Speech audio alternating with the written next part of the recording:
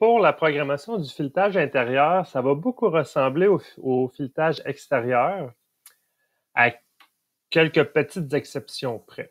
Alors, on voit un exemple ici d'une programmation de filetage intérieur.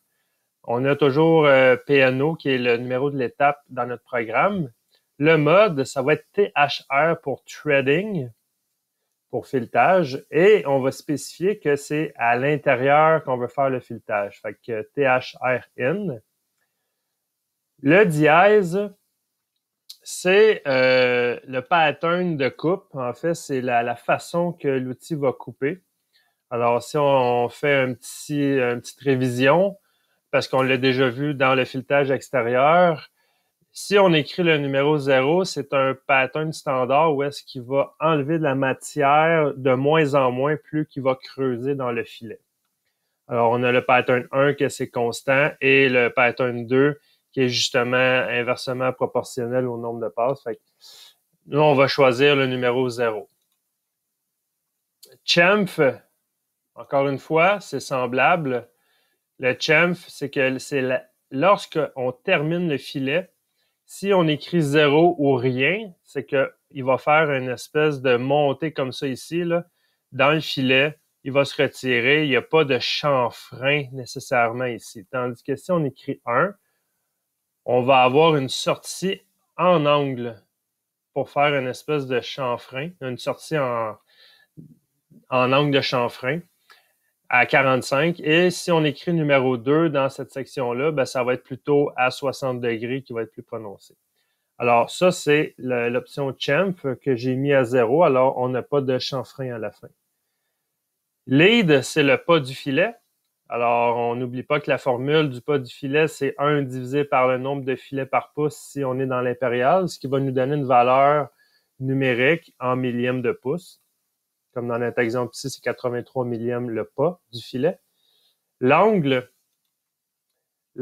on a 3 options différentes. Si on écrit 0 comme angle, c'est que lui va prendre des coupes en X seulement. Alors, c'est vraiment les deux côtés de la plaquette qui vont travailler également. Ils vont enlever la matière également de chacun des côtés. Tandis que si on écrit l'angle complet de l'outil ou du filet qui est à 60 degrés, alors ça va être seulement un côté de la plaquette qui va travailler. L'autre côté n'enlèvera rien, va toujours être tangent au flanc du filet. Et si on écrit un angle plus petit que 60 degrés, ben là, il va prendre plus de matière à gauche, mais il va quand même en prendre à droite de la plaquette, mais moins. Ça, c'est pour aussi éliminer la vibration, améliorer la finition du filet. Fait que ça, c'est vraiment du cas par cas selon la matière qu'on a besoin d'usiner. Alors ici, par exemple, j'ai mis 50 degrés, comme ça, il va avoir une espèce d'usinage dans ce style-là. Il va prendre un petit peu de coupe à droite, un peu plus à gauche sur la plaquette. Le multi, c'est les nombres d'entrées du filet pour ce qu'on a à faire à 99,999% du temps, c'est toujours une entrée. Si on veut faire 2 entrées ou 3 entrées, c'est là qu'on va l'écrire. Mais là, ici, j'ai écrit une entrée seulement. Le HGT, c'est le height.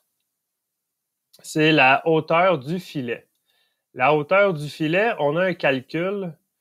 Le calcul, il est différent du filetage extérieur.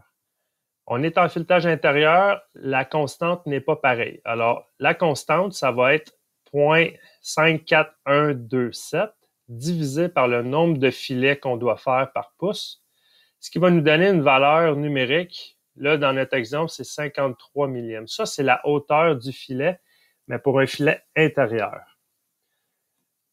Le number, c'est le nombre de passes qu'on veut faire. OK? Fait ici, j'ai écrit 10 passes pour réaliser le filetage. Le V, c'est la vitesse de coupe lors du filetage intérieur. Comme par exemple, ici, j'ai mis 400 pieds par minute. Et il va calculer son RPM par lui-même. Le DEP, en fait, ici, on n'a rien, mais c'est la première coupe du filet. Alors, par expérience, 10-15 millièmes pour la première coupe, on peut le paramétrer, puis ensuite, il va pouvoir calculer ses autres profondeurs. Dans le height, number et le depth, on peut comme ces sections-là sont comme très liées un à l'autre. Alors, il va faire ses calculs en conséquence des valeurs qu'on a mis ici, du nombre de passes ou même de la profondeur de la première passe. Il va calculer tous ces déplacements en conséquence. Le tool, c'est le numéro de l'outil dans la tourelle. Alors, dans notre exemple ici, c'est l'outil numéro 8 dans la tourelle du tour. Ensuite, on a la séquence qui est le même principe que le filetage extérieur. Le SPTX et le SPTZ, c'est le point de départ du filetage. Alors, si je vais regarder le graphique d'un filetage intérieur, ici, in, le start point, le SPTX et Z, c'est ici, au fond du filet. Mais le fond du filet intérieur, ça se trouve à être le diamètre nominal. Si on regarde dans le Measurement Book, c'est le diamètre nominal du filet. Alors, puis un peu dans la même optique que le filetage extérieur, le start point, le SPTX, est, pour un filetage extérieur, j'avais mentionné que c'était le diamètre nominal qu'on doit écrire. Ben, c'est la même chose pour l'intérieur, c'est le diamètre nominal, le point de départ en X. Alors ici, le SPTX, c'est 1 pouce, 250, fait que c'est du 1 pouce et quart, le diamètre nominal. Le SPTZ, ben, dans notre cas à nous, c'est que le filetage commençait au début de notre pièce ici. Alors, on a écrit 0 parce que c'est le début.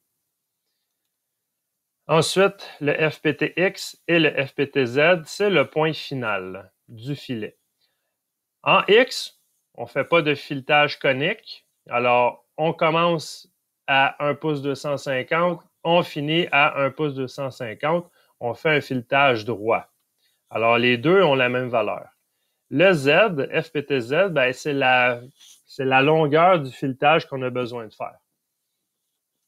Alors, comme par exemple ici, on a une rainure à la fin.